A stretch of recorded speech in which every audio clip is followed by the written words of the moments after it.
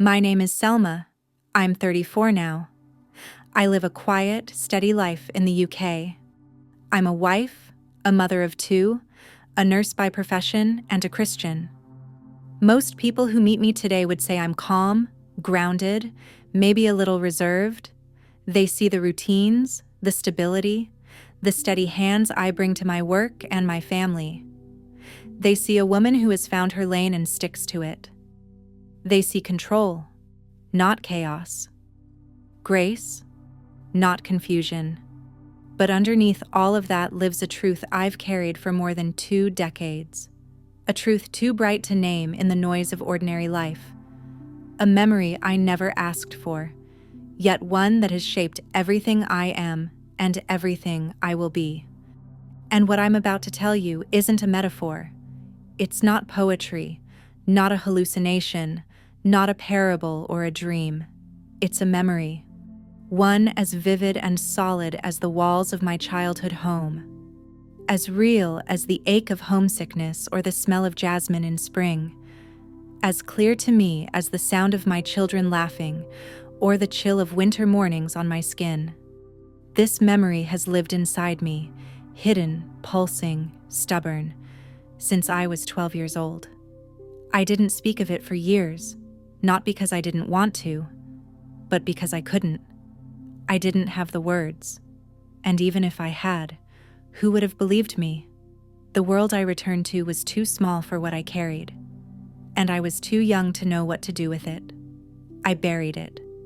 I buried it so deep it almost felt like it had never happened, until it began to surface in moments I couldn't control, in the middle of prayer, in the silence before dawn, in the space between dreams and waking. But something inside me changed. Slowly, then all at once. The fear faded, the silence cracked, and now I know.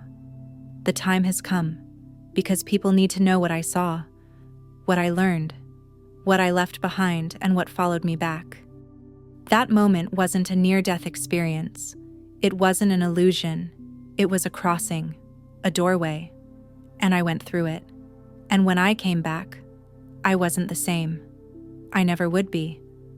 I grew up in a traditional Muslim home in a small mountain town in Lebanon. The kind of place where children memorize verses before they ride a bicycle. Where modesty isn't preached, it's practiced.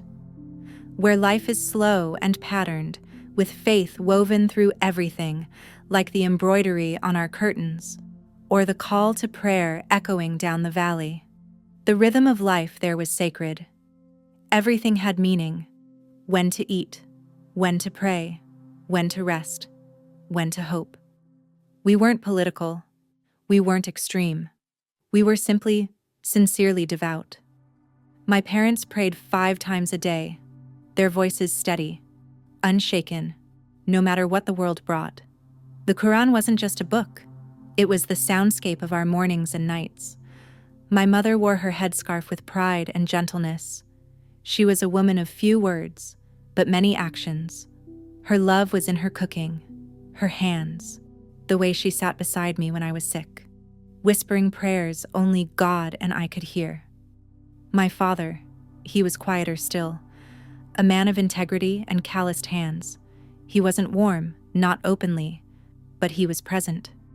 And I always knew he noticed me, in his own quiet way. In that house, silence didn't mean distance. It meant depth. I was the good daughter, the rule follower, the careful one. I studied hard. I respected elders. I never questioned the rules, not out loud anyway. Our faith wasn't just belief. It was who we were. It was the way we greeted our neighbors, the way we ate, dressed, sat, spoke. It was in the scent of the spices, in the worn edges of prayer rugs. I didn't know any Christians. I'd never even seen a church. To me, Christians were faraway people in foreign stories. They weren't enemies. They weren't even wrong. They were just other, different, quietly distant. That winter came early. The winds whipped through our town like wolves, and the heaters groaned with age. I caught a cold, a simple cold at first. Sore throat, fever. My mother brought me soup, wrapped me in blankets that smelled like lavender and dust. She sat by my side longer than usual, her eyes scanning my face. I still went to school, still tried to study, but something began to fade.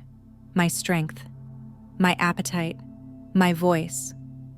It was as if my body had started retreating inward, shutting off the lights room by room. One day, I came home and didn't even say hello. I walked past my mother into my room and curled up under the quilt without a word. My head pounded. My chest burned. I didn't want food. I didn't want company. I didn't want anything. My mother touched my forehead and frowned. I remember how her fingers trembled slightly. "You're burning up, Habibi," she said softly, brushing my hair back. Her voice was steady, but her eyes searched mine, as if trying to see deeper than fever. The yellow lamplight made her look older, tired. "You'll be fine," she whispered. "Tomorrow, inshallah, you'll feel better." And I believed her, because she had always been right. Because mothers are supposed to be right. Because at 12, you don't know how to imagine anything else. That night, I fell asleep to the Quran, Surah Maryam, the chapter about Mary. It's strange, isn't it? That this was the last thing I heard before everything changed. My body throbbed. My throat burned. My limbs wouldn't move. I remember the exact texture of the blanket on my chest. I remember the ticking of the clock. I remember my mother's breath, calm but tired. And then, I slipped. Not into unconsciousness, not into sleep, into something else, into stillness that wasn't sleep, into awareness without form. I didn't vanish. I didn't dream.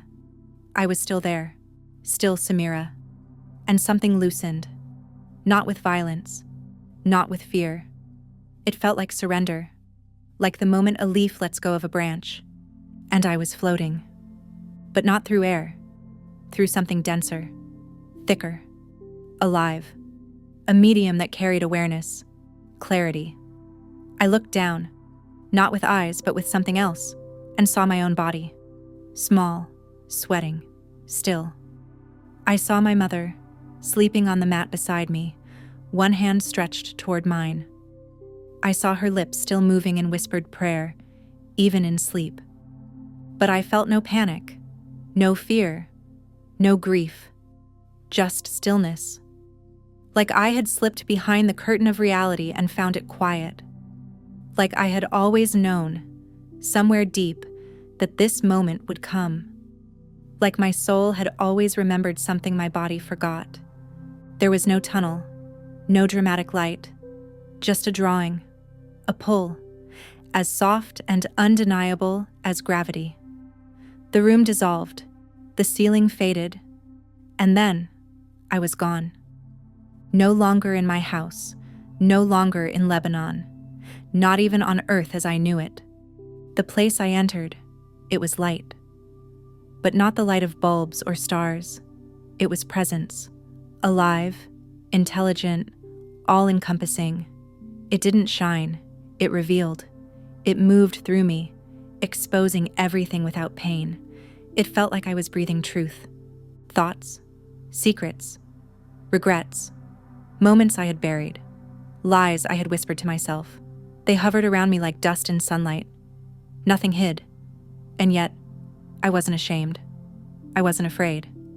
And then, I heard my name. "Samira," he said. The voice came from everywhere and nowhere. It wasn't sound, it was knowing. It entered me, rather than reaching me. I had heard my name all my life, but never like this. This voice knew every layer of me. "Samira, I want to show you what you never knew about me." I turned. Not physically, but with something deeper. And I felt him, approaching, near, without footsteps, without pressure. And I knew, It was Jesus. Not the Jesus of arguments, not the one whispered about in warnings, not the figure painted in foreign churches, the real Jesus. He didn't need to say who he was. Every part of me recognized him, not with fear, not with resistance, but with homecoming. He called me Samira, not like a name on a file, like someone who had waited a long time to say it out loud. "Go, Samira," he said, "but remember, I am with you." Then it all folded in. The light, the presence, the stillness, like a tent being pulled down around me.